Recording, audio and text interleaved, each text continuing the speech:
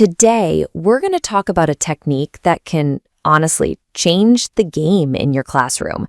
We're diving deep into the science of spaced repetition, and we'll be using some fantastic insights from Dr. Sudendris S. G's research to show you how to turn learning into actual lasting memory. So here's a question every single one of us has asked.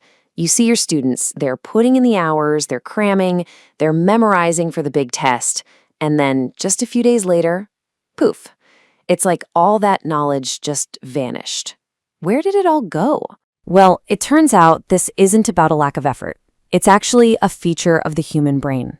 The real culprit here is something called the forgetting curve.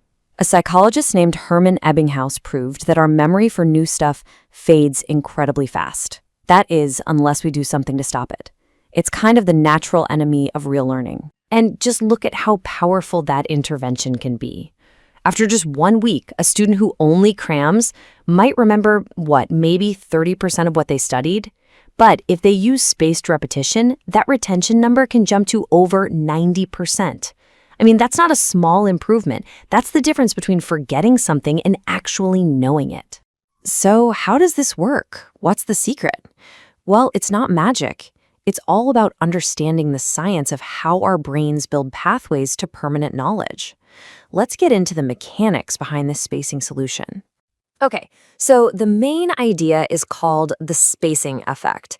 And put simply, it just means our brains are wired to remember things way better when we review them in short, separate bursts over time, instead of trying to jam it all in during one giant marathon cram session.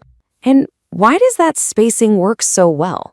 Well, it all comes down to something called neural reinforcement. Honestly, the best way to think about it is like building a muscle. Every single time a student revisits a concept, they're firing up the exact same pathways in their brain, making that connection stronger and stronger with every single rep. And all this reinforcement, it triggers a really critical process: consolidation.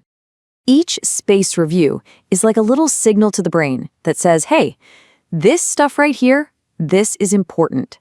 And that's when the brain starts doing the work of moving that knowledge from its short-term memory into permanent, long-term storage. Now, this brings us to a really important distinction. We're not talking about just repeating something over and over and over in one sitting. That's what scientists call overlearning. No, this is a much more elegant and frankly more effective way to work smarter, not harder. You know, the old way, cramming, it leads straight to student burnout, and the results just don't last, which is frustrating for everyone. But spaced repetition? It's way more efficient. It actually takes less total study time, it's less tiring, and because students are building real mastery, it can actually make learning feel rewarding instead of like a chore.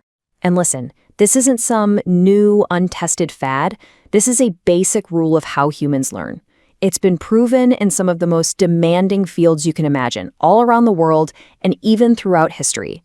Let's take a look at spacing in action. Think about NASA. Astronauts cannot afford to forget emergency procedures. It's life or death. So their training, it's intentionally spaced out over weeks, making sure that critical knowledge is locked in and ready to go, even under the most extreme stress imaginable. Or let's look at Japan, where students have to master thousands of complex kanji characters. Their entire system is built on spaced repetition. They're always reviewing old characters while they learn new ones. It allows for this amazing cumulative learning without completely overwhelming them. You know, this idea is also ancient. In India, way before modern science, scholars used a method called avruti, which just means repetition over time, to perfectly memorize these huge, sacred texts. By spacing out their recitations, they ensured perfect accuracy for generations. And fast forward to today, in the corporate world, a giant company like Microsoft uses the exact same principle for its employee training all over the globe.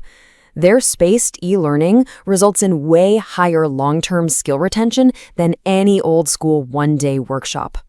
So the evidence is pretty clear, right?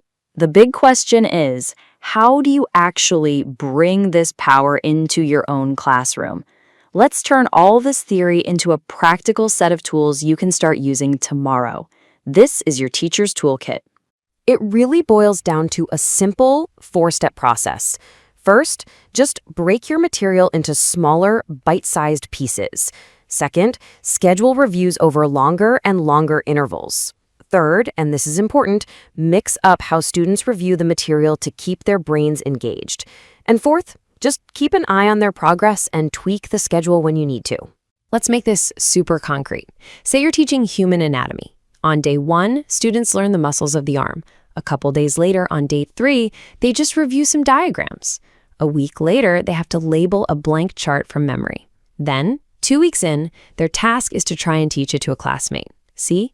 Each step re-engages their memory in a totally new and deeper way.